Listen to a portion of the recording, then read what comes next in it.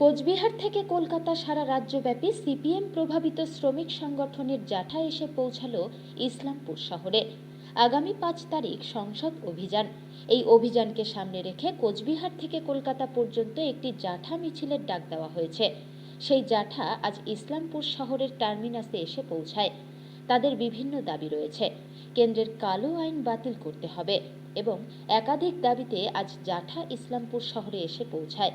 হচ্ছে যে এই যে জাঠাটা হচ্ছে, জাঠার মূল কারণটাই হচ্ছে আগামী ৫ তারিখে দিল্লিতে মহাসমাবেশ এবং পার্লামেন্ট অভিযান রয়েছে। সেটারই তো প্রচার হচ্ছে এই জাঠার মাধ্যমে।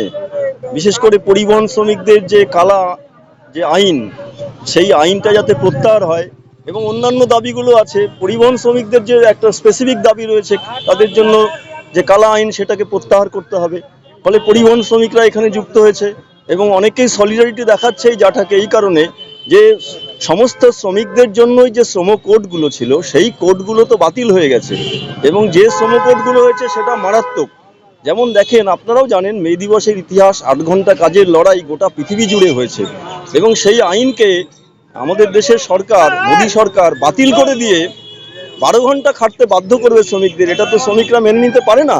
ফলে শ্রমিকদের সঙ্গে সাধারণ মানুষরাও সমর্থন জানাচ্ছে।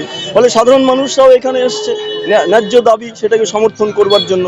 এছাড়া কৃষকদের যে কালা আইনগুলো যেগুলো বাতিল করেছে, কিন্তু সেগুলোকে আবার পুনরায় আনবার একটা চেষ্টা হচ্ছে, সেটা যাতে না হয়। এবং গণবন্টন ব্যবস্থা ভারতবর্ষে ধ্বংস হয়ে গেছে এবং জিনিসপত্রের দাম যেভাবে বাড়ছে এবং আরও দেখুন যে জিএসটির মতো মারাত্মক একটা ব্যাপার। আপনারা দেখছেন যে সব জিনিসে জিএসটি এবং এর ফলে সাধারণ মানুষের যে ক্রয় ক্ষমতার বাইরে চলে যাচ্ছে জিনিসপত্র।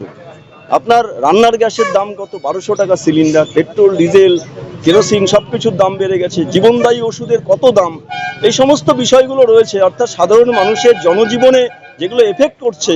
আচ্ছে দিনের স্লোগান দিয়েছিল, কিন্তু আচ্ছে দিন সাধারণ মানুষের আসছে না, আসছে আদানি আম্বানিদেরই আচ্ছা দিন, কারণ তাদের প্রায় ৫০% সম্পদ এই সময়ের মধ্যে বেড়ে গেছে মোদি আসার পরে। ফলে সাধারণ মানুষরা আজকে গর্জে উঠেছে।